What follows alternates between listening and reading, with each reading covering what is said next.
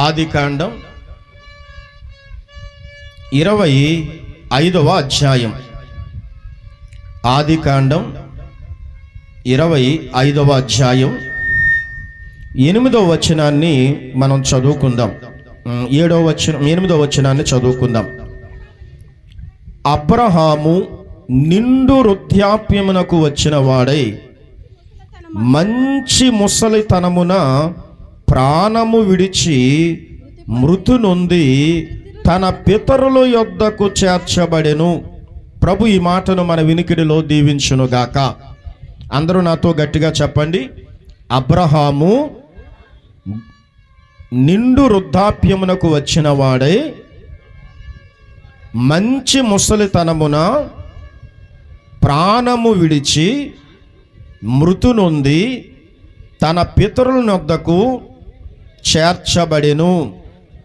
ఇక్కడ అబ్రహాము అనే వ్యక్తి కోసం మనం చూస్తూ ఉన్నాం. మానవ చరిత్రలో అబ్రహామునకు విశేషమైనటువంటి ప్రాముఖ్యత ఉన్నట్టుగా దేవుని వాక్యములో మనం చూస్తున్నాం. విశేషమైన ప్రాధాన్యత కలిగినటువంటి వ్యక్తి ఈ అబ్రహాం. ఎటువంటి వాడు అంటే ప్రపంచ జనాభాలో 800 కోట్ల మంది ఈరోజు సుమారుగా ప్రపంచ జనాభాలో 800 కోట్ల మంది ఉన్నారు.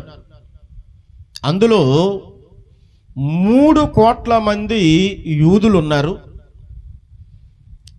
190 కోట్ల మంది ముస్లింలు ఉన్నారు. సుమారుగా 250 కోట్ల మంది క్రైస్తవులు ఉన్నారు. 250 కోట్ల మంది ఎవరున్నారండి? క్రైస్తవులు ఉన్నారు. అంటే ప్రపంచ జనాభా 800 కోట్లయితే అందులో 443 కోట్ల మంది అబ్రహామే మాకు తండ్రి అని చెబుతారు. యూదుల దగ్గరికి వెళ్ళి మీకు పితరుడెవరు, మీ మూల పురుషుడెవరు, మీ తండ్రి ఎవరు అంటే అబ్రహాము అని చెబుతారు. ముస్లింల దగ్గరికి వెళ్ళి మీ మూల పురుషుడెవరు, మీ పితరుడెవరు అంటే ఇబ్రహీం అని వాళ్ళు చెబుతారు.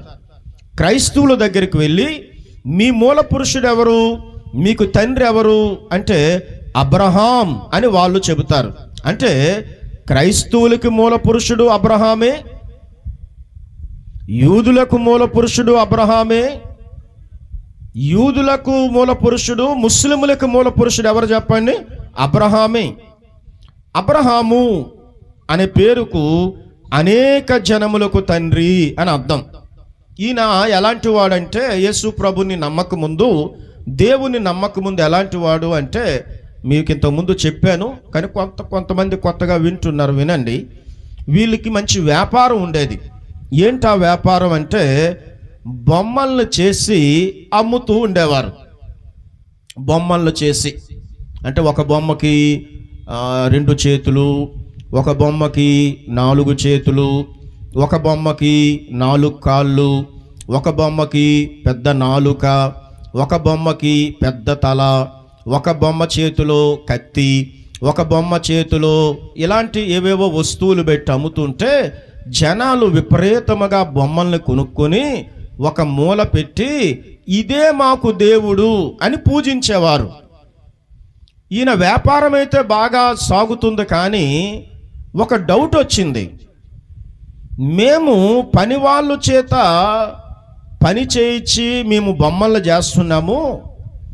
ఆ బొమ్మలు చేస్తున్నప్పుడు మా కాళ్ళుతోనే, మా పని వాళ్ళ కాళ్ళుతోనే మట్టి తొక్కుతూ ఉన్నారు. ఆ తర్వాత ఉమ్ము వస్తే ఊసేస్తున్నారు ఆ మట్టిలోనే. ఆ తర్వాత జలుబు చేస్తే ఆ జలుబు అంటే చీమిడి కూడా మట్టిలోనే నోరెప్పండి. మరి దాంతో మేము బొమ్మ చేస్తే ఆ బొమ్మని మూలబెట్టి దేవుడు అంటున్నారు కదా, ఇది ఎలా దేవుడు అవుతుంది అని ఒక ప్రశ్న వచ్చింది. మరి ఆ బొమ్మే కానీ నిజానికి దేవుడైతే బొమ్మను మేమే కదా తయారు చేస్తున్నాం, బొమ్మకు మేమే కదా తండ్రులం అవుతాం, తల్లులం అవుతాం. కాబట్టి బొమ్మకు దేవుడైతే దేవుడికి మేము నాన్న అవ్వాలి కదా అన్న ఆలోచన వచ్చింది.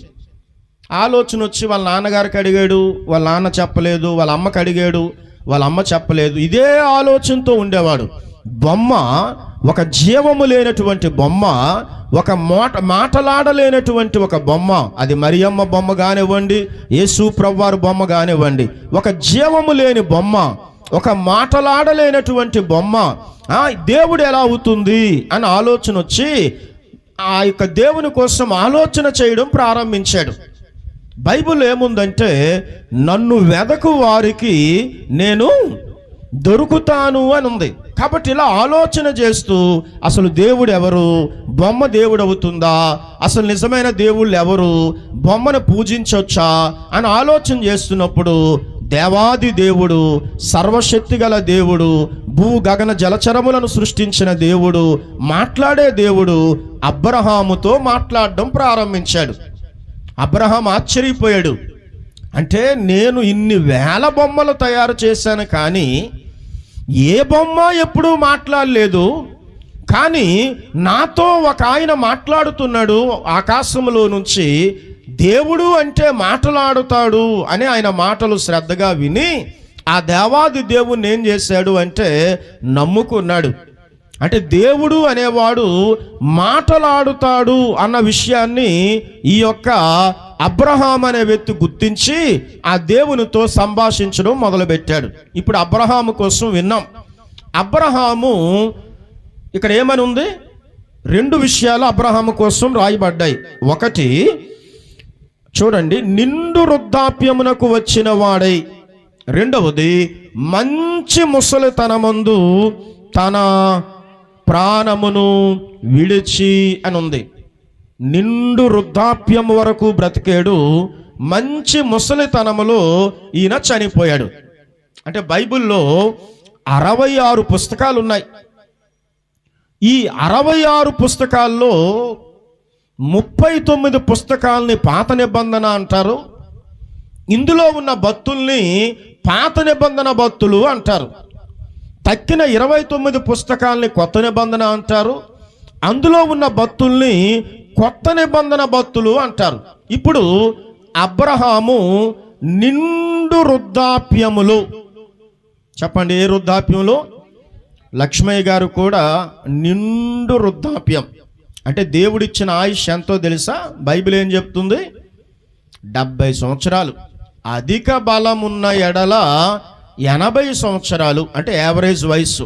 80 సంవత్సరాల కంటే ఇంకా ఎక్కువ ఎవరైనా బ్రతికితే వారికి ఇంకా ఎక్కువ బలం ఉన్నట్టు అర్థం. అంటే ఇప్పుడు నిండు వృద్ధాప్యంలో లక్ష్మయ్య గారు ప్రభు దగ్గరికి వెళ్ళిపోయారు, చనిపోయారు. కాబట్టి అబ్రహాము కూడా నిండు వృద్ధాప్యంలో ఏమైపోయాడు? చనిపోయాడు. నోరు విప్పండి. ఏమైపోయాడు? చనిపోయాడు. చనిపోయి ఎక్కడికి వెళ్ళాడు? చనిపోయి ఎక్కడికి వెళ్ళాడు? తన పితరుల యొద్దకు చేర్చబడ్డాడు. ఎక్కడికి చేర్చబడ్డాడు? ఈ పాత నిబంధనలో ఆది కాండములో ఉన్నటువంటి భక్తుడైనటువంటి అబ్రహాము కొత్త నిబంధనలో మనకు కనబడతాడు చాలాసార్లు. అందులో ఒక వాక్యం ఏమని ఉందంటే, ఆయన పరదైసుకు వెళ్ళాడు అని ఉంది. ఎక్కడికి వెళ్ళాడు? చూడండి, లూకా శుభవార్త 16వ అధ్యాయంలో, ఈ పాటకే మీకు గుర్తొచ్చి ఉండొచ్చు. 16వ అధ్యాయంలో అబ్రహాము పరదైసులో కనబడుతున్నాడు. చదవండి. అప్పుడు అతడు పాతాళములో బాధపడుచు కన్నులెత్తి దూరము నుండి అబ్రహామును అతని రొమ్మున ఆనుకొని ఉన్న. చూడండి, అబ్రహాం ఎక్కడున్నాడు? పరదేశంలో ఉన్నట్టుగా మనం చూస్తూ ఉన్నాం. అబ్రహాం ఎక్కడున్నాడు అంటే, అబ్రహాము చనిపోయి ఎక్కడికి వెళ్ళాడు? పరదేశకు వెళ్ళాడు. మీరు చనిపోయి ఎక్కడికి వెళ్తారు? మేము యేసు ప్రభుని నమ్ముకున్నామండి అంటే నమ్ముకున్న వాళ్ళందరూ వెళ్ళరు. చాలామంది నమ్ముకొని అమ్మేసుకుంటున్నారు యేసు ప్రభుని. మేము పాటలు పాడాము అంటే పాటలు పాడిన వాళ్ళందరూ వెళ్ళరు. మేము వాక్యం చెప్పామంటే వాక్యం చెప్పిన వాళ్ళందరూ వెళ్ళరు. మేము ఆరాధన చేస్తామంటే ఆరాధన చేసిన వాళ్ళందరూ వెళ్ళరు. పాటలు పాడడం అవసరం, వాక్యం చెప్పడం అవసరం, ఆరాధన చేయడం అవసరం. అలా మందిరానికి వచ్చిన వాళ్ళందరూ కూడా పరలోక రాజ్యానికి వెళ్ళరు. అర్థమవుతుంది కదా? మందిరానికి వచ్చిన వాళ్ళందరూ కూడా పరలోక రాజ్యానికి వెళ్ళరు. కానీ అబ్రహాం ఎక్కడికి వెళ్ళాడు? మరి నువ్వు చనిపోతే ఎక్కడికి వెళ్తావు? పరదేశకు వెళ్తావా? నువ్వు చనిపోతే ఎక్కడికి వెళ్తావు? నువ్వు చనిపోతే పరదేశానికి వెళ్తావా, పరలోకానికి వెళ్తావా, ఆ పరదేశులో ప్రవేశిస్తావా? పరదేశు వేరు, పరలోకం వేరు. మీకు అర్థం కాడని చెప్తున్నా. నువ్వు చనిపోతే ఎక్కడికి వెళ్తావు? నీ భక్తి నిన్ను పరలోకానికి తీసుకువెళ్తుందా? పరలోకానికి తీసుకువెళ్ళినంత నమ్మకంగా ఉన్నావా? పరలోకానికి వెళ్ళినంత నిష్ఠ కలిగిన భక్తి చేస్తున్నావా? పరలోకానికి వెళ్ళినంత శ్రమ అనేది చేస్తున్నావా? అంటే కొంతమంది శాంతి కావాలని హిమాలయ పర్వతాల్లోకి వెళ్ళి అక్కడ ధ్యానం చేస్తున్నారట, నెమ్మది కావాలి అని. కొంతమంది ఎంతో శ్రమ అనుభవిస్తున్నారు. ముళ్ళ మీద పడుకునే వాళ్ళు కొంతమంది, మేకుల మీద పడుకునే వాళ్ళు కొంతమంది, మోక్షము కావాలని తెల్లవారి 3 గంటలకు లేచి చల్లనీటి స్నానం చేసి చెప్పులు లేకుండా తిరుగుతూ వారు చలిలో కూడా వణుకుతూ భక్తి చేస్తున్నారు కొంతమంది మోక్షం కోసం. మరి ఆదివారం 1 గంట సంఘ ప్రార్థనలో 2 గంటలు ఉంటే మోక్షానికి వెళ్ళిపోతావా? అబ్రహాము చనిపోయి ఎక్కడికి వెళ్ళాడు? పరదేశకు వెళ్ళాడు. కారణం ఏంటి? ఎందుకు వెళ్ళాడు అబ్రహాము పరదేశకి? నోరు విప్పాలి. ఎందుకు వెళ్ళాడు? అబ్రహాము పరదేశంలో ఉన్నట్టుగా మనకు రుజువు కనబడింది. యేసు ప్రభువారే చెప్పాడు. మరి నువ్వు చనిపోతే ఎక్కడికి వెళ్తావు? అబ్రహాము పరదేశకు వెళ్ళడానికి కారణం ఏంటంటే చాలా కారణాలు ఉన్నాయి. మనందరికి తెలిసిన కారణాలు కొన్ని చూద్దాం. ఆదికాండం 12వ అధ్యాయం, ఆదికాండం 12వ అధ్యాయం 1వ మాట చదవండి. యెహోవా నీవు లేచి నీ దేశము నుండి నీ బంధువుల యొద్ద నుండి నీ తండ్రి ఇంటి నుండి బయలుదేరి నేను నీకు చూపించు దేశమునకు వెళ్ళుము. ఇక్కడ అబ్రహాముని దేవుడు పిలుస్తున్నాడు. ఈ 12వ అధ్యాయమునకు ఏమని పేరు పెట్టొచ్చు అంటే అబ్రహాము పిలుపు అని పేరు పెట్టొచ్చు. అబ్రహాముని దేవుడు పిలుస్తూ ఉన్నాడు. అబ్రహాముని దేవుడు ఏం చేస్తున్నాడు? పిలుస్తున్నాడు. దేవుని పిలుపులు 7 రకాలు ఉన్నాయి. అందులో ముఖ్యమైనవి 3 పిలుపులు ఉంటాయి. ఒకటి, రక్షణ పొందడానికి దేవుడు మొట్టమొదటగా ఒక మనిషిని పిలుస్తాడు. అది రక్షణ పిలుపు. రెండవది సేవా పిలుపు ఉంటుంది, అంటే ఆయన పరిచర్య పిలుపు. మూడవది పరలోక పిలుపు ఉంటుంది. అంటే ఇప్పుడు అబ్రహాముకి మొట్టమొదటిగా ఏ పిలుపు వచ్చిందంటే రక్షణ పొందడానికి పిలుపు వచ్చింది. అందుకే విగ్రహములను విడిచిపెట్టి జీవము గల దేవుడైన యేసుక్రీస్తు ప్రభువుని అంగీకరించి, అంటే ఆ రోజుల్లో ఉన్నటువంటి పద్ధతి ప్రకారం దేవుణ్ణి తెలుసుకుని తన విగ్రహారాధన విడిచిపెట్టి, తాను చేస్తున్న బొమ్మల పూజ విడిచిపెట్టి, సృష్టి ఆరాధనను విడిచిపెట్టి, ఆ మాట్లాడే దేవుణ్ణి, ఆ సర్వశక్తి గల దేవుణ్ణి, ఆ సర్వ అధికారము కలిగినటువంటి దేవుణ్ణి ఆయన ఏం చేశాడు అంటే నమ్ముకొని తన పాపములన్నిటినీ విడిచిపెట్టి విశ్వాసగా జీవించి పరిశుద్ధమైన జీవితాన్ని జీవించాడు. ఈరోజు మీకు కూడా దేవుడు పిలుస్తున్నాడు. ఒకవేళ మీరు ప్రభువుని అంగీకరించకపోతే ఆయన ఏమని పిలుస్తున్నాడంటే, ప్రయాసపడి భారం మోసుకునుచున్న సమస్త జనులారా నా యొద్దకు రండి, మీకు విశ్రాంతినిస్తాను. మీకు స్థలాలు ఉన్నాయి, మీకు పొలాలు ఉన్నాయి, మీకు ఆస్తి ఉంది, మీకు చదువు ఉంది, మీకు సంస్కారం ఉంది, మీకు వెండి ఉంది, మీకు బంగారం ఉంది, మీకు ఐశ్వర్యం ఉంది, మీకు మంచి పలుకుబడి ఉంది, మీకు మంచి సంస్కృతి ఉంది, అన్నీ ఉన్నాయి. కానీ మీ మనసులో నెమ్మది లేదు, మీ మనసులో శాంతి లేదు. ఏదో ఒక వెలితి అనేది మీ జీవితాన్ని ఏలుతూ ఉంది. ఏదో పోగొట్టుకున్నట్టుగా ఉన్నారు. ఏమి జీవితం అనిపిస్తుంది మీకు? ఎందుకు అంటే నేనుండవలసిన మీ హృదయములో ఖాళీ ఏర్పడింది. నేను లేను గనుక మీకు శూన్యత ఏర్పడి ఎంత బంగారము కొన్నా మీకు తృప్తి లేదు, ఎంత పాపం చేసినా మీకు తృప్తి లేదు, ఎన్ని సినిమాలు చూస్తున్నా మీకు తృప్తి లేదు, ఎంత తాగుతున్నా మీకు తృప్తి లేదు. కారణం ఏంటంటే నేనుండవలసినటువంటి స్థలములో నేను నేను లేను, ఆ స్థలంలో ఖాళీ ఏర్పడింది. ఈరోజు మీ హృదయం అనే తలుపు నేను తడుతున్నాను. ఈరోజు మీ తలుపు తీస్తే మీ హృదయంలోకి నేను వస్తాను, మీ పాప భారాన్ని తీసేస్తాను. మీకోసమే ఈ భూలోకానికి నేను వచ్చాను. మీ పాపాలన్నీ నా మీద నేను వేసుకుని మీకోసమే సిలువలో చనిపోయి సమాధి చేయబడి తిరిగి లేచాను. నా దగ్గరకు వస్తే మీ దుఃఖము తీసి మీకు సంతోషం ఇస్తాను, మిమ్మల్ని చేయి పట్టుకొని నడిపిస్తాను, మిమ్మల్ని విడిచిపెట్టను అని ఆ దేవుడు చెప్తున్నాడు. అంటే అబ్రహాం ఏం చేశాడు అంటే దేవుని పిలుపుకి మొట్టమొదట లోబడినట్టుగా మనం చూస్తూ ఉన్నాం. దేవుడు పిలిస్తే ఆ పిలుపుకి ఏం చేశాడు? మరి ఈరోజు దేవుడు మిమ్మల్ని పిలుస్తున్నాడు. ఇది మతం కాదు, మార్గం. మీరు చనిపోతారు ఒకరోజు, అది సత్యం. చనిపోయాక మోక్షానికి, పరలోకానికి వెళ్ళాలంటే, బ్రతుకున్నంత వరకు మనశ్శాంతితో పాప క్షమాపణతో ఉండాలంటే యేసు ప్రభువారే మార్గం, నేనే మార్గమును అని చెప్పాడు ఆయన. కాబట్టి ఈరోజు మీరు ఏ జాతి వాళ్ళైనా, ఏ మతస్థులైనా యేసు ప్రభు దగ్గరకు వస్తే ఆయన మీ హృదయంలోకి వచ్చి మీకు ఉచితముగా రక్షణ భాగ్యాన్ని ఇస్తాడు. ఆ రక్షణ పొందిన వారు నరకాన్ని తప్పించుకొని వాళ్ళు ఎక్కడికి వెళ్తారు అంటే పరలోకానికి చేరుతారు. ఎక్కడికి చేరుతారు? ఇప్పుడు రెండవది ఏం చేశాడు అబ్రహాము? నువ్వు నీ యొక్క దేశాన్ని విడిచిపెట్టి, నీ యొక్క బంధువులను విడిచిపెట్టి, నీ తండ్రి ఇంటి వారిని విడిచిపెట్టి, నీ యొక్క బయలుదేరి నేను చూపించే దేశానికి రమ్మని చెప్పాడు. ఆ మాటల్లో ఉద్దేశం ఏంటంటే దేశ ఆచారాలు విడిచిపెట్టి. అంటే ఒక మనిషి ఎప్పుడైతే దేవుని పిలుపుని అంగీకరిస్తాడో ఆయన ఆచారాలను విడిచిపెట్టాలి. దేశానికి కొన్ని ఆచారాలు ఉంటాయి, కులాచారాలు ఉంటాయి, మతాచారాలు ఉంటాయి, గ్రామాచారాలు ఉంటాయి. ఈ ఆచారాలు అనేవి దేవుడు పెట్టినవి కాదు, మనుషులు పెట్టినవే. ఎవరు పెట్టినవి చెప్పండి? ఈ ఆచారాల్ని ఒక మనిషి ఏం చేయాలంటే విడిచిపెట్టకపోతే పరలోక రాజ్యానికి చేరలేడు. ఆచారాలు ఏం చేయాలి?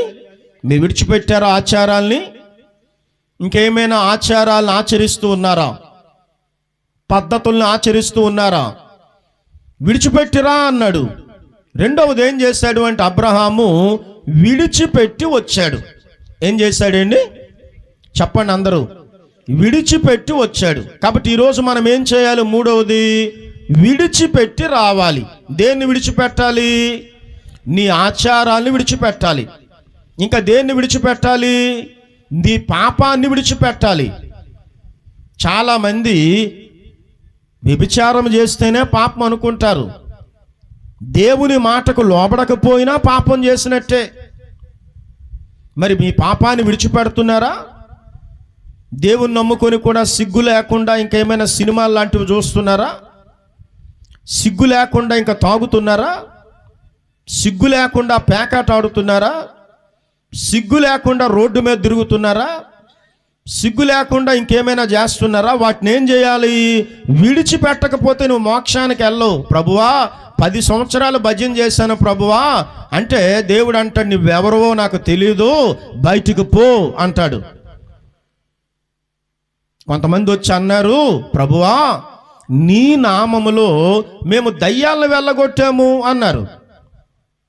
ఎవరు వెళ్ళగొట్టారట? దయ్యాల్ని. ప్రభువా నీ నామములో అద్భుతాలు చేశాము. ఏం చేశాం? అప్పుడు దేవుడు ఏమన్నాడు? అక్రమము చేయువారులారా, క్రమము లేని వారులారా, క్రమాన్ని పాటించిన వారులారా, మీరెవరో నేను ఎరుగను. ప్రభువా మేము తెలీదా మీకు? నీ నామములు ఎన్ని అద్భుతాలు, ఎన్ని ఆశ్చర్యకార్యాలు చేస్తాం, ఎన్ని సంవత్సరాలు మీ మందిరంకి వచ్చాం, మీరెవరో నాకు తెలియదు, నరకానికి బొండి, బయటకు బొండి అన్నాడు దేవుడు వారిని. అంటే ఒక వ్యక్తి పరలోకానికి వెళ్ళాలంటే విడిచిపెట్టవలసినవన్నీ ఏం చేయాలి? విడిచిపెట్టాలి. విడిచిపెట్టకపోతే పరలోక రాజ్యానికి నువ్వు చేరలేవు. విడిచిపెట్టావా? ఏదైనా నీకు తెలియదా? నువ్వు చేస్తున్నది అది తప్పని నీకు తెలియదా? అంటే ఎవరు తిన్నగా ఉన్నారు వాళ్ళ సంగతి నీకెందుకు? తినగా లేకపోతే పోతారు. నువ్వెందుకు తిన్నగా ఉండకూడదు? ఒక అబ్బాయి చెడిపోయాడట. వాడికి అడిగారట, అంటే వాళ్ళ అమ్మ నాన్న, ఎందుకురా ఇలా చేస్తున్నావు, ఈ వయసులో తాగుడేంటి, ఈ వయసులో జోజం ఏంటి, ఈ వయసులో ఆడవాళ్ళు వెనక తిరగడం ఏంటి అంటే, మా కాలేజీలో అందరూ అలాగే ఉన్నారమ్మా, ఎవరు మంచోళ్ళు కారు, లెక్చరర్స్ అలాగే ఉన్నారు, పిల్లలు అలాగే ఉన్నారు, మరి నేను ఒక్కడిని ఎలా ఉంటానంటే, ఒరే భ్రష్టుడా, దేవుడు నిన్ను ఒక్కడిని ఎందుకు ఉంచాడంటే చీకట్లో ఒక వెలుగులాగా, చీకట్లో దీపం ఇచ్చినట్టుగా దేవుడు నిన్ను ఉంచాడు, వాళ్ళతో చెడిపోవడానికి కాదు దేవుడు నిన్ను అక్కడ పంపించవలసింది అంటే, అప్పుడు ఆ అబ్బాయి తన బుద్ధిని మార్చుకున్నాడంట. అంటే అందరూ చెడిపోతారా, నువ్వు చెడిపోతావా? ఈరోజు ఒక వ్యక్తి పరలోక రాజ్యానికి వెళ్ళాలి అంటే విడిచిపెట్టవలసినవన్నీ ఏం చేయాలి? విడిచిపెట్టాలి. ఇప్పుడు అబ్రాహాం ఏం చేశాడు? విడిచిపెట్టాడు కదా. విడిచిపెట్టాడా పెట్టలేదా చెప్పండి? విడిచిపెట్టాడు. విడిచిపెట్టి ఏం చేశాడు అంటే దేవుని మాటకు లోబడి విడిచిపెట్టి దేవుడు చూపించే దేశానికి వెళ్ళినట్టుగా మనం దేవుని యొక్క వాక్యములో చూస్తున్నాం. అతనిలో మంచి గుణాలు చాలా ఉన్నాయి. అందులో ఒకటి ఏంటంటే దేవుని యొక్క వాక్యంలో చూస్తే హెబ్రీయులకు రాసిన పత్రికలో ఆయన యొక్క మంచి గుణాల్లో ఒక గుణం రాయబడి ఉంది. చూడండి, హెబ్రీయులకు రాసిన పత్రిక. అబ్రహాం ఏం చేశాడో మనం చూద్దాం. అబ్రహాము పిలువబడినప్పుడు విశ్వాసమును బట్టి ఆ పిలుపునకు లోబడి తాను స్వాస్యముగా పొందనయ్యున్న ప్రదేశమునకు బయలుదేరి మరియు ఎక్కడికి వెళ్ళవలెను అది ఎరుగకే బయలు వెళ్ళెను. ఆ తర్వాత 11వ అధ్యాయం, తక్కిన మైకులు ఆపేయండి. 11వ అధ్యాయం 13వ మాట చదువుకుందాం. వీరందరూ వాగ్దానముల ఫలం అనుభవింపకపోయినను దూరం నుండి చూచి వందనము చేసి 9వ మాట చదువమ్మా. 10వ మాట చదువు. యాలయనగా దేవుడు దేనికి శిల్పియు నిర్మాణకుడై ఉన్నాడు, పునాదులు గల పట్టణము కొరకు అబ్రహాము ఎదురు చూచుచుండెను అని ఉంది. అబ్రహాం ఏం చేశాడు అంటే, ఏం చేశాడు? పునాదులు గల పట్టణము కొరకు ఎదురు చూచుచుండెను అని రాయబడి ఉంది. అబ్రహాము చాలా డబ్బున్నవాడు. ఎంత డబ్బున్నవాడంటే, ఇప్పుడు మన ఇండియాలో డబ్బున్న వ్యక్తుల్లో ఒక ఆయన ముఖేష్ అంబానీ. అంటే కొంతమంది బైబిల్ పండితులు ఏమని చెబుతారు అంటే, ముఖేష్ అంబానీ కంటే 2 అంతల ఆస్తి గలవాడట ఆ రోజుల్లో అబ్రహాము. ఎందుకంటే అబ్రహాం ఇంట్లో దాసులు 100 మంది పని చేసేవారు. మన ఇంట్లో ఒకరో ఇద్దరో పని మనుషులు పనిచేస్తే అబ్రహాం ఇంట్లో ఎంతమంది పనిచేసేవారు? 100 మంది దాసులు ఉండేవారు. వాళ్ళకు పుట్టినటువంటి పిల్లలు యుద్ధం వచ్చిన వాళ్ళు ఎంతమంది అంటే 318 మంది అని ఉంది బైబిల్లో. అంటే దాసులకి దాసీలకి పుట్టినటువంటి పిల్లలు యుద్ధం వచ్చిన వాళ్ళు ఎంతమంది అంటే 318 మంది. అంటే 318 మంది యవనస్తులు ఉంటే వాళ్ళకి యుద్ధం వస్తే వాళ్ళ అమ్మ వాళ్ళ నాన్న ఎంతమంది ఉంటారు అంటే ఎన్ని వందల మంది అతని ఇంట్లో దాసులు ఉండేవారో చూడండి. అతని ఆశ ఏంటంటే ఎప్పుడూ కూడా పునాదులు గల పట్టణము కొరకు అతను ఏం చేస్తున్నాడు? ఎదురు చూచుచుండెను. విశ్వాసాన్ని బట్టి ఏం చేస్తున్నాడు? పునాదులు గల పట్టణము కొరకు అబ్రహాము ఎదురు చూచుచుండెను అని ఉంది. అంటే అబ్రహాం ఎప్పుడు చూపేంటో తెలుసా? పార్వతీపురంలో ఎక్కడైనా స్థలాలు అమ్ముతున్నారా? రావి వలసలో ఎక్కడైనా స్థలాలు అమ్ముతున్నారా? పొలాలు అమ్ముతున్నారా? బ్రదరు మీకు తెలిస్తే చెప్పండి. ఇంకేమైనా లాభం వచ్చే వ్యాపారాలు ఏమైనా ఉన్నాయా? డబ్బు ఎలాగొస్తుంది? డబ్బు వస్తే ఏ గడ్డైనా నేను తినేస్తాను, పచ్చగడ్డైనా తినేస్తాను, ఎండు గడ్డైనా తినేస్తాను. డబ్బు వస్తే ఆదివారం కూడా విడిచిపెట్టేస్తాను, సంఘ ప్రార్థనైనా మానేస్తాను. డబ్బు వచ్చేది ఏదైనా నాకు చెప్పండి, నాకు విలువలతో సంబంధం లేదు, డబ్బే కావాలి. డబ్బు కోసం దేనికైనా తెగిస్తానన్న మనలాంటి భయంకరుడు కాదు అబ్రహాము. అతను ఎప్పుడూ దేనికోసం ఎదురు చూచేవాడంటే పునాదులు గల పట్టణమైన పరలోకము కొరకు ఎదురు చూచేవాడట. ఎప్పుడూ కూడా నేను ఎప్పుడు పరలోకానికి వెళ్తాను, ఆ పునాదులు గల పట్నం, ఆ దేవదూతలతో ఉండే ఆ రాజ్యం, ఆ దేవునితో ఉండే రాజ్యం, చెమట పట్టనటువంటి రాజ్యం, అంటే అనారోగ్యము లేనటువంటి రాజ్యం, బంగారపు వీధులు, ఆ బంగారపు వీధుల్లో ఆ స్వర్గములో నేను ఎప్పుడు తిరుగుతాను, ఎప్పుడు వెళ్తాను ఆ స్వర్గానికి అని ఎప్పుడూ కూడా అతని ఆశ, అతని శ్వాస, అతని ధ్యాస ఎప్పుడూ ఆ యొక్క పరలోకం కోసం ఉండేది. నీకుందా అటువంటి ఆశ? నేను ఈ రాత్రి చనిపోతానేమో, ఒకవేళ నీళ్ళు అడగకుండా చనిపోతానేమో, ఒకవేళ పాపాలు ఒప్పుకోవడానికి టైం లేకుండా చచ్చిపోతానేమో, ఇప్పుడు నేను చనిపోయినా పరలోక రాజ్యానికి వెళ్ళిపోవాలి అన్నటువంటి సిద్ధపాటు ఏమైనా ఉందా? బైబిల్లో ఇంకొక ధనవంతుడు ఉన్నాడు. అతని పేరు అరిమతయ యేసేపు. చెప్పండి, ఆయన పేరేంటి? ధనవంతుడు అని ఉంది. ధనవంతుడే కాదు, డైరెక్ట్గా వెళ్ళి గవర్నర్తో మాట్లాడే కెపాసిటీ, మన భాషలో చెప్పాలి అంటే గవర్నర్తో మాట్లాడినంత పలుకుబడి కలిగిన వ్యక్తి. డైరెక్ట్గా గవర్నర్తో మాట్లాడాడు. అంత పలుకుబడి ఉన్నటువంటి వ్యక్తి, చాలా ఆ యొక్క దేశంలో ఒక మంచి పెద్ద మనిషి. ఆయన ఏం చేశాడో తెలుసా? చనిపోక ముందే తన కోసం ఒక సమాధిని తొలిపించుకున్నాడు. చనిపోక ముందే, అంటే నేను ఏదో ఒక రోజు చనిపోతాను, ఆ చనిపోయాక నేను సమాధిలో పెట్టాలి అని తనకు అనుకూలముగా తనకిష్టమైన సమాధిని తొలిపించుకున్నాడు అరిమతయ యేసేపు. ఆ సమాధిని యేసు ప్రభు వారికి ఇచ్చారు. ఇప్పటికీ ఆ సమాధి ఉంది. కొన్ని కోట్ల మంది వెళ్ళి చూస్తూ వస్తున్నారు ఆ సమాధిని. అంటే చూసారు ఎంత సిద్ధపాటు. చనిపోతానని దేన్ని సిద్ధం చేసుకున్నాడు? సమాధిని ఆయన సిద్ధం చేసుకున్నాడు. అంటే ఒక క్రైస్తవుడు ఎప్పుడూ కూడా చావుకి సిద్ధంగా ఉండాలి. క్రైస్తవుని యొక్క దృష్టి ఎప్పుడూ కూడా పరలోకం వైపు ఉండాలి. దేని వైపు ఉండాలి? పరలోకం వైపు ఉండాలి. బొంబాయిలో ఒక డాక్టర్ గారు ఉండేవారట. ఎప్పుడో ఒక దైవ సేవకులు చెప్పారు, అతడు చాలా తక్కువ ఫీజు తీసుకునేవాడట.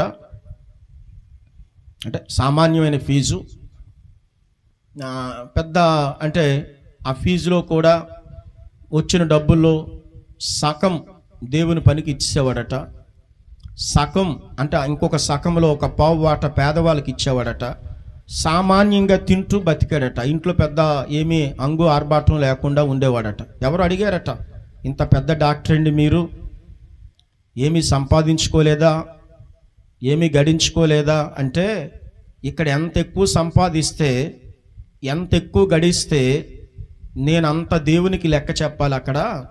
కాబట్టి నేను ఇప్పుడు లెక్క చెప్పవలసిన అవసరం లేదు. ఎందుకంటే నాకు వచ్చిన దాంట్లో సగం ప్రభు పనికి ఇస్తున్నాను, ఒక పావు పేదవాళ్ళకి ఇస్తున్నాను, తక్కింది నా జీవనానికి సరిపోతుంది. కాబట్టి ఈ జీవితం మంచిది అని చెప్పాడట ఆయన. అంటే దేవుని బిడ్డలమైన మనం ఎలా బ్రతకాలి అంటే, దేవుని బిడ్డలు గుర్తుపెట్టుకోండి, మనం ఆ పునాదులు గల పట్టణం కొరకు ఏం చేయాలి? మనం ఎదురు చూడాలి. అబ్రహాం ఏం చేశాడు? ఎదురు చూస్తూ ఉండేవాడు. అందుకే చనిపోయాక డైరెక్ట్గా ఎక్కడికి వెళ్ళిపోయాడని ఉంది? పరదైసులో అబ్రహాం ఉన్నట్టుగా మనం దేవుని వాక్యంలో చూస్తున్నాం. మరి మీరు ఎదురు చూస్తున్నారా? ఇంకెంతకాలం బ్రతుకుతారు మీరు? చెప్పండి, ఎంతకాలం బ్రతుకుతారు? 5 సంవత్సరాలు బ్రతుకుతారా? 10 సంవత్సరాలు బ్రతుకుతారా? 15 సంవత్సరాలు బ్రతుకుతారా? కొంతమంది అంటారు, అంటే వాళ్ళు మంచి ఉద్దేశంతో అంటారు, ఇంకెంతకాలం బ్రతుకుతామండి, నాకు అప్పుడే 55 వచ్చాయి, ఒక 5-10 సంవత్సరాలకి ఎక్కువ బ్రతకను. అది గ్యారంటీ లేదు మనకి, అది ఏమీ లేదు మనకి. అంత అవసరమా ఈ వయసులో ఇలాంటివన్నీ చేయడం? ఈ వయసులో సాక్ష్యం పోగొట్టుకోవడం అవసరమా? ఈ వయసులో తాగడం అవసరమా? ఈ వయసులో మందిరంకి మానేయడం అవసరమా? ఈ వయసులో చెడ్డ పేరు అవసరమా? ఈ వయసులో ఈ పాపాలు చేయడం అవసరమా? ఈ వయసులో టీవీకి అతుక్కొని పోయి ఉండడం అవసరమా? ఈ వయసులో సీరియాల్లో వెంబడి సీరియాలు చూడడం అవసరమా? ఈ వయసులో చేయకూడనివన్నీ చేయడం అంత అవసరమా? ఎప్పుడు చచ్చిపోతావో తెలియదు కదా. కాబట్టి ఏం చేయాలి మనం? చెప్పండి, ఏం చేయాలి? ఆ పునాదులు గల పట్టణం కొరకు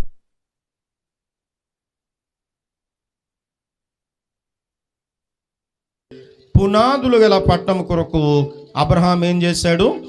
ఎదురు చూచినట్టుగా మనము దేవుని వాక్యములో చూస్తూ ఉన్నాం. అబ్రహాము పునాదులు గల పట్టణం కొరకు ఏం చేశాడు? ఎదురు చూచాడు. తర్వాత అబ్రహాములో మనం ఇంకొక మంచి విషయం చూడొచ్చు. 18వ అధ్యాయం 17వ మాట. అప్పుడు యెహోవా నేను చేయబోవు కార్యము అబ్రహామునకు దాచెదనా?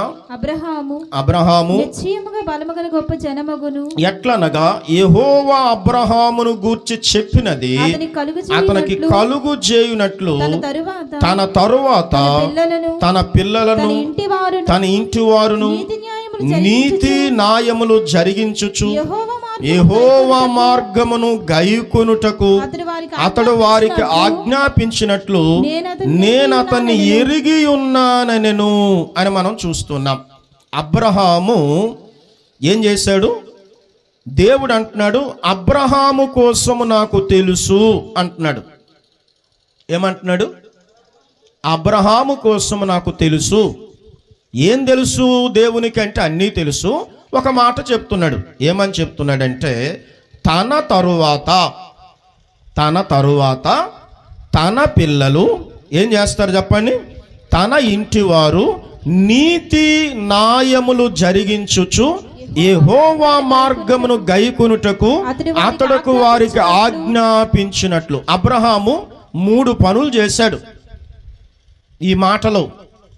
ఏమంటే, మన భాషలో చెప్తే నేను చనిపోతాను, ఏదో ఒక రోజు నేను చనిపోతాను. వినాలి, చనిపోయాక ఏమవుతుంది అంటే మీరు తర్వాత ఉంటారు. అయితే మీరు నేను చనిపోయాక కూడా నీతిగా బ్రతకాలి. నేను చనిపోయాక నీతిగా బ్రతకాలి. తర్వాత ఏమన్నాడు? న్యాయము జరిగించాలి. నేను చనిపోయాక మీరు న్యాయము జరిగించాలి. నేను చనిపోయాక దేవుని మార్గములను మీరేం చేయాలి? గైకొనాలి అని వారికి ఆజ్ఞాపించాడట. బతిమాల లేదు, బాబు నీతిగా ఉండండి నాయనా, మీకు బతిమాలుతున్నాను అనలేదు. ఆజ్ఞాపించాడంట. ఇదిగో నీతి తప్పోకండి, న్యాయము తప్పోకండి, దేవుని మార్గములు విడిచిపెట్టొద్దు అని ఆజ్ఞాపించాడట. అది దేవునికి చాలా ఇష్టమై అబ్రహామును నేను ఎరుగుదును అంటున్నాడు. మీ పిల్లలకి చెబుతున్నారా నీతిగా ఉండాలి, న్యాయముగా ఉండాలి అని? అసలు నీతి అనేది మీకుందా? కొంతమంది అంటారు నీతి లేదు, వాళ్ళకి జాతి లేదు, నీతి లేదు, వారికి అది లేదు అని. మీరు కూడా అలాంటి వాళ్ళైనా? అంటే ఒక మనిషి పుట్టారంటే ఏముండాలి? మనిషికి నీతి ఉండాలి. చాలామంది ఈరోజు నీతిని విడిచిపెట్టేశారు, న్యాయాన్ని విడిచిపెట్టేశారు. చెప్పండి, దేని విడిచిపెట్టేశారు? న్యాయాన్ని విడిచిపెట్టేశారు, దేవుని మార్గాన్ని విడిచిపెట్టేశారు. అంటే అబ్రహాం ఏం చేశాడంటే నీతిగా బ్రతికాడు, న్యాయముగా బ్రతికాడు, దేవుని మార్గములో బ్రతికాడు. కాబట్టి మీరు నీతిగా బ్రతికితే, ఒక సామెత ఉంది కదా, ఆవు చేలో మేస్తే దూడ గట్టును మేస్తుందా అని ఉంది. అంటే మీరే నీతి తప్పిపోతే మీ పిల్లలు నీతి తప్పిపోతారా? నీతి తప్పిపోతారు వాళ్ళు. మీరు నీతిగా ఉంటే మీ పిల్లలు నీతిగా ఉంటారు. మీరు న్యాయముగా ఉంటే మీ పిల్లలు న్యాయముగా ఉంటారు. మీరు దేవుని మార్గంలో నడిస్తే మీ పిల్లలు నడుస్తారు. అది దేవునికి ఇష్టమైంది. ఆజ్ఞాపించాడట. ఏమని? నీతి న్యాయము దేవుని మార్గములు అనుసరించండి అని ఆజ్ఞాపించినట్టు నేను అతన్ని ఎరుగుదును అంటున్నాడు. మీరు ఆజ్ఞాపించారా మీ పిల్లలకి? మీ పిల్లలకి ఏం బోధిస్తున్నారు? అందుకే ఆయన పరలోకానికి వెళ్ళాడు. ఎక్కడికి వెళ్ళాడు? పరదేశకు వెళ్ళాడు. ఎవరు? అబ్రహాం పరదేశకు వెళ్ళాడు. ఆ కింద ఇంకొక మాట ఉంది, 22వ వచనం. అబ్రహాము ఇంకా యెహోవా సన్నిధిని నిలిచి ఉండెను అని ఉంది. అబ్రహాముకు ఇంకొక మంచి గుణం ఏంటో తెలుసా? దేవుని సన్నిధిలో ఉండే అంటే ఎప్పుడు దేవుని సన్నిధిలో నిలిచి ఉండే అనుభవం ఉంది. ఇంకనూ యెహోవా సన్నిధిలో నిలిచి ఉండెను. అతనికి ఏ కష్టం వచ్చింది చెప్పండి? ఏ కష్టం వచ్చింది ఆయనకి? ఏ కష్టం వచ్చింది అబ్రహాముకి? ఏ కష్టము రాలేదు. కానీ సొదొమ గొమొర్రాల కోసం ఏం చేస్తున్నాడు? ఆయన విజ్ఞాపన చేస్తూ ఉన్నాడు. ఇంకా యెహోవా సన్నిధిలో నిలబడి ఉన్నాడు. మీకు దేవుని సన్నిధిలో ఉండే అనుభవం ఉందా? ఖాళీ దొరికినప్పుడు దేవుని మందిరానికి వెళ్ళి ప్రార్థన చేస్తున్నారా? దేవుని మందిరంలో వెళ్ళి ధ్యానం చేస్తున్నారా? వాక్యం చదువుతూ ఉన్నారా? మరి దేవుని మందిరములో నిలిచి ఉండే అనుభవం ఉందా? నాకు ఒకప్పుడు క్రికెట్ అంటే పిచ్చి అన్నమాట, చాలా ఇష్టం. టీవీలు ఆ రోజుల్లో లేని టైంలో కూడా ఎక్కడో టీవీ ఉంటే అక్కడికి వెళ్ళి చూసేవాడిని నేను. ఓ రోజు ఏమైందంటే ఆదివారం వచ్చింది. మా ఫ్రెండ్స్ అందరూ అన్నారు, నీకు వేగంగా పంపించేస్తాము, మ్యాచ్కి రా, 10 గంటలే కదా మీకు చర్చు, 9:30కి 9:10కి పంపించేస్తామంటే వెళ్ళాను. కరెక్ట్గా 9 అయింది. ఈ 9, 8:30 అయింది. ఒక సేవకుడు వచ్చాడు గ్రౌండ్కి. నాకు అర్థమైంది నాన్నగారే పంపించారు అని. ఇక వెంటనే ఆ మ్యాచ్ విడిచిపెట్టేసి వాళ్ళకు కూడా చెప్పకుండా నేను వచ్చేసాను ఇంటికి. కరెక్ట్గా ఇంటి దగ్గర ఉన్నారు నాన్నగారు. 9 ఎంత అవుతుంది టైము, ఎక్కడికి వెళ్ళావు అన్నారు. ఇలా మ్యాచ్ ఆడడానికి వెళ్ళాను అన్నారు. ఈరోజు ఏ రోజు అన్నారు. ఆదివారం అన్నారు. ఎక్కడ ఉండాలి అన్నారు. మందిరంలో ఉండాలి, 10 గంటల లోపు వచ్చేద్దామని అంటే ఆదివారం వెళ్ళకూడదని తెలియదా అని ఒక అరగంట పాటు కొట్టిన దెబ్బ కొట్టకుండా కొట్టారు, బెల్ట్ తీసి కొట్టారు. ఆ రోజు నుండి ఆ ఆటలన్నీ కూడా మానేశాం. ఇప్పుడు కూడా వరల్డ్ కప్ అవుతుంది, ఒక్క మ్యాచ్ కూడా నేను చూడలేదు. ఎందుకంటే ఆ ఇంట్రెస్ట్ పోయింది. నాకు ఇంట్రెస్టే లేదు.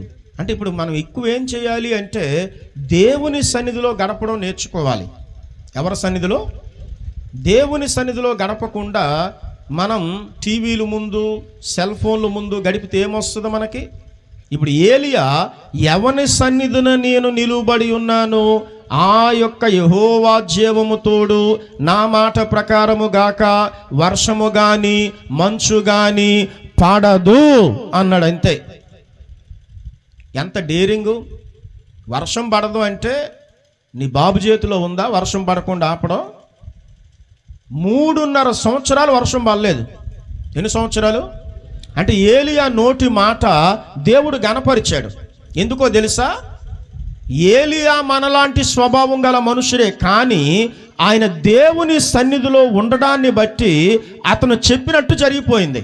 అంటే ఒక వ్యక్తి దేవుని సన్నిధిలో కానీ ఎక్కువసేపు ఉంటే, ఒక వ్యక్తి దేవునితో గడిపితే, ఒక వ్యక్తి ప్రార్థన ఎక్కువగా చేస్తే అతను నోటెంబడి ఏదొస్తా జరిగిపోద్ది.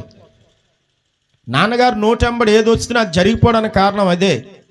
చాలాసార్లు నా నోటెంబడి వచ్చింది కూడా జరగడానికి కారణం అదే.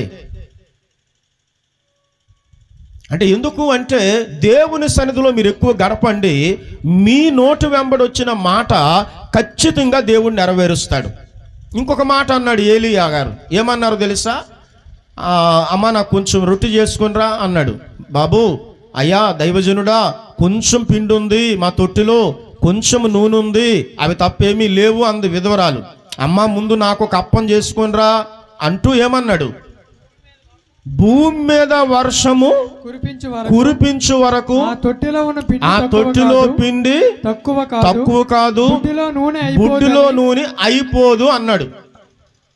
అన్నాడా అనలేదా? ఈ లోపు ఆమె రొట్టె తీసుకొచ్చింది, ఆయన తిన్నాడు. 3.5 సంవత్సరాలు ఎన్ని రొట్లు తిన్నా పిండి తరిగిపోలేదు, నూనె అయిపోలేదు. అంటే ఆయన మాట జరిగిందా జరగలేదా? కారణం ఏంటి? దేవుని సన్నిధిలో ఉన్నాడు. ఏ సన్నిధిలో?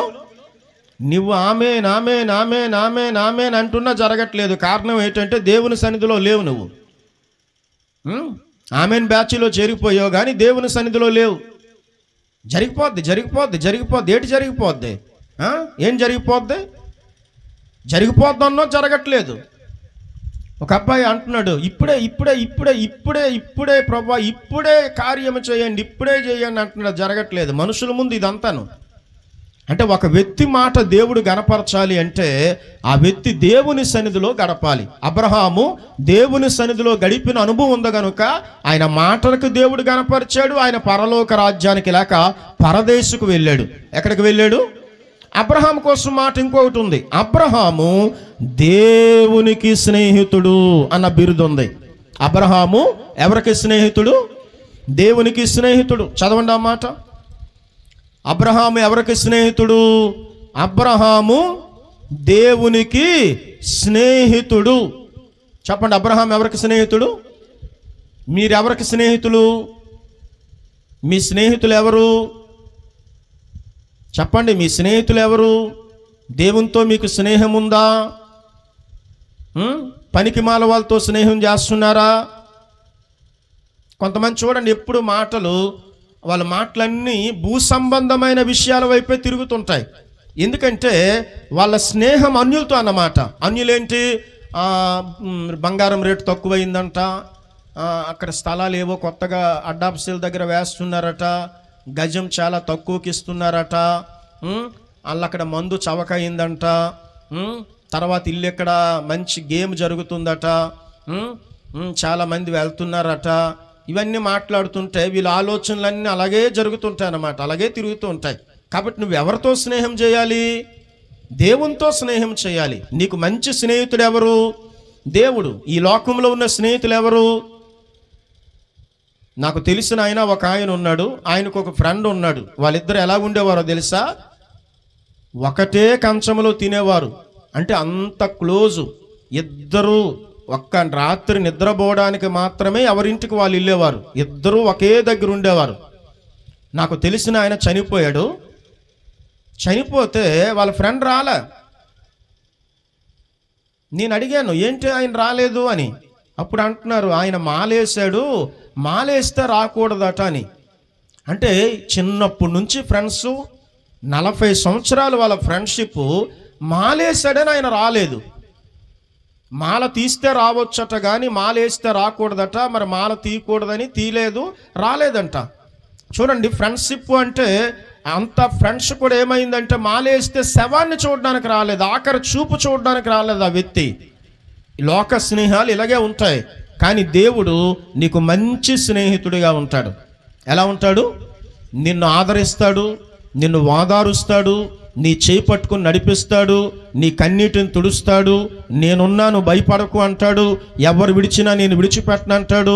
పర్వతాలు తొలగిపోయినా, మెట్టలు తత్తరిల్లినా నా కృప నిన్ను విడిచిపోదు అని చెప్పే స్నేహితుడు. మరి ఆయన మంచి స్నేహితుడే కదా. బైబిల్లో ఏముంది? హోషేయ గ్రంథంలో చూస్తే దేవుడు ఎప్పుడు స్నేహం చేశాడు? చూడండి, హోషేయ గ్రంథం. మహా ఎండకు కాలిన అరణ్యములో నిన్ను స్నేహించిన వాడను నేనే.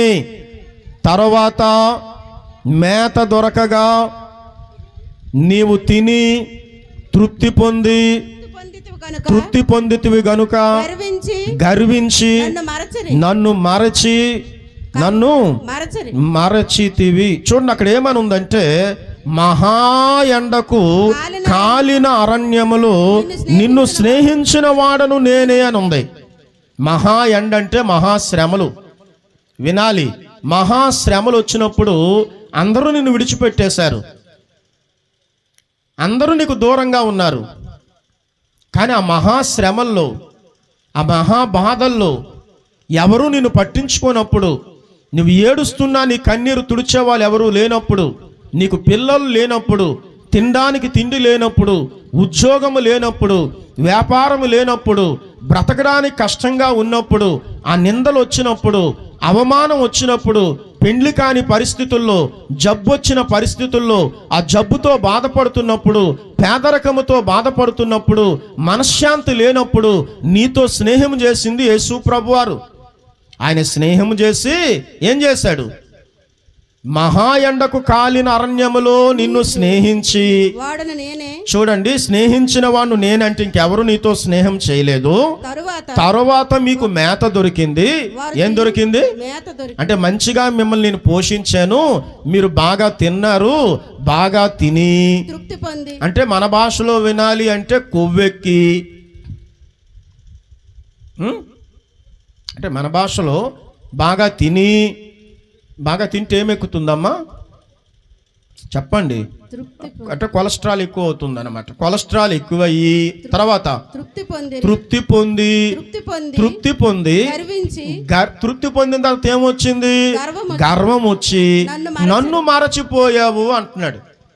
అంటే నీతో స్నేహము చేసిన వాడినే నువ్వు మర్చిపోయావు, నిజమైన స్నేహితుడిని మర్చిపోయావు. అబ్రహాం అలాంటి వాడు కాదు, చనిపోయినంత వరకు దేవునికి స్నేహితుడిగా ఉన్నాడు. అందుకే ఎక్కడికి వెళ్ళాడు ఆయన? గట్టిగా చెప్పండి, పరలోకానికి వెళ్ళాడు. అబ్రహాము దేవునికి స్నేహితుడిగా ఉన్నాడు. ఇంకా అబ్రహాము విశ్వాసులకు తండ్రి అని బైబిల్లో ఉంది. అబ్రహాం ఎవరికి తండ్రి? విశ్వాసులకు తండ్రిగా ఉన్నాడు. తండ్రి అంటే ఎవరు చెప్పండి? తండ్రి అంటే ఎవరు? తండ్రి అంటే ఎవరు? మీరు చెప్తే నేను ముగించేస్తాను, టైం అయిపోతుంది. తండ్రి అంటే ఎవరు? అంతే, కరెక్ట్గా చెప్పారు. కనేవాడే తండ్రి. తండ్రి అని ఎవరంటారు? నాన్న అని ఎవరంటారు? నిన్ను ఎవరైతే కన్నారో వాళ్ళు వచ్చి నిన్ను నాన్న అని చెప్తా అంటారు, డాడీ అని పిలుస్తారు. అంటే అబ్రహాం ఏం చేశాడు అంటే కొంతమందిని కన్నాడు. ఇందాక చూసాం కదా, 443 కోట్ల మంది ఇప్పుడు ఆయన మాకు తండ్రి అని చెప్తున్నారు.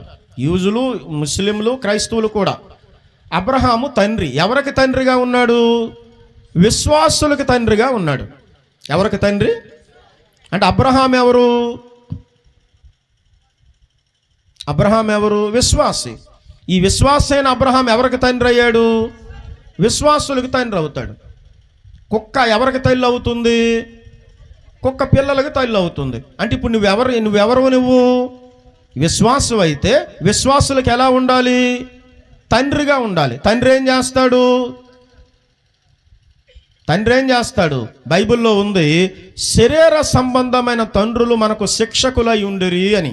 అంటే తండ్రి క్రమశిక్షణలో పెడతాడు. తండ్రి ఏం చేస్తాడు? మీరు తండ్రి స్థానంలో దేవుడు మిమ్మల్ని ఉంచితే మీరు ఇతరులను ఏం చేయాలి? క్రమశిక్షణలో పెట్టాలి. ఇది చేసింది తప్పు, ఇలా చేయకూడదు, ఇది కరెక్ట్ కాదు, నువ్వు చేస్తుంది చాలా తప్పు, దీనివల్ల చాలా నష్టపోతావు, దీనివల్ల చాలా కీడు వస్తుంది, బైబిల్కి ఇది వ్యతిరేకంగా ఉంది, దీన్ని అక్రమం అంటారు, అక్రమం చేసేవారు పరలోకానికి వెళ్ళరు, కాబట్టి ఈ పని నువ్వు చేయకూడదు అని నువ్వు చెప్పాలి. నువ్వు తండ్రివైతే పిల్లల్ని క్రమశిక్షణలో పెట్టాలి. నువ్వు తండ్రివైతే నువ్వు సరిగ్గా నడవాలి. నువ్వు తండ్రివైతే నువ్వు సరైన ప్రేమ చూపించాలి. నువ్వు తండ్రివైతే మాదిరి చూపించాలి. నువ్వు తండ్రివైతే బిడ్డలకి సరైనటువంటి రీతిలో నడిపించాలి. తండ్రి ఏం చేస్తాడో విన్నాం. కాబట్టి ఈరోజు నిన్ను దేవుడు ఏ స్థితిలో ఉంచాడంటే తండ్రిగా ఉంచాడు. తండ్రి ఏం చేస్తాడు అంటే పిల్లల్ని సరైన మార్గంలో నడిపించాలి. కాబట్టి అబ్రహాం ఎవరికి తండ్రి? అందుకే ఎక్కడికి వెళ్ళాడు? పరదేశకు వెళ్ళాడు. మరి నువ్వు తండ్రిగా ఉన్నావా? ఇప్పుడు ఎన్ని చూసాం మనం అబ్రహాం జీవితంలో? 7 విషయాలు చూసాం. ఒకటి, అబ్రహాం ఎవరు? మీరు చెప్తే నేను ముగించేస్తాను. దేవుని పిలుపునకు లోబడ్డాడు. రెండవది, ఆచారాలు, పాపాన్ని, విగ్రహారాధనని ఏం చేశాడు? విడిచిపెట్టాడు. మూడవది, పునాదులు గల పట్టణం కొరకు ఎదురు చూచాడు. నాలుగవది, తన పిల్లలకు నీతి, న్యాయము, దేవుని మార్గము మీరు గైకొనాలని ఆజ్ఞాపించాడు. తర్వాత దేవుని సన్నిధిలో ఉన్నాడు. తర్వాత దేవునికి స్నేహితుడిగా ఉన్నాడు. తర్వాత విశ్వాసులకు తండ్రిగా ఉన్నాడు. కనుక పరలోకానికి వెళ్ళాడు. ఎక్కడికి వెళ్ళాడు? పరదేశకు వెళ్ళాడు. మీరు పరదేశం వెళ్ళాలి అంటే 7 పనులు మీరు చేయాలి. కాబట్టి పిలుపుని అందుకొని రక్షణ పొందాలి, విడిచిపెట్టవలసినవన్నీ విడిచిపెట్టాలి. తర్వాత పునాదులు గల పట్టణం కొరకు ఎదురు చూడాలి, నీతి, న్యాయము, దేవుని మార్గాన్ని అనుసరించాలి. తర్వాత దేవుని సన్నిధిలో ఉండాలి. తర్వాత దేవునికి స్నేహితులుగా ఉండాలి. తర్వాత విశ్వాసులకు తండ్రిగా ఉంటే పరలోకానికి వెళ్తావు. భజన చేసినంత మాత్రాన, మందిరానికి వచ్చినంత మాత్రాన, మందిరం అంతా తుడిచినంత మాత్రాన, లేకపోతే మందిరంలో ఏదో పని పరిచర్య చేసినంత మాత్రాన పరలోకం అంత ఈజీగా వచ్చేది. పరలోకం అంత ఈజీగా వచ్చేది. పరలోకం రావాలంటే శ్రమ కావాలి. పరలోకం కావాలి అంటే చాలా నిష్ఠ కావాలి. పరలోకానికి వెళ్ళాలంటే యేసు ప్రభువుని నమ్మాలి. పరలోకానికి చేరాలంటే ఆయన చెప్పినట్టు చేయాలి. అట్టి కృప త్రియేక దేవుడు మనకు అనుగ్రహించునుగాక. ఆమేన్.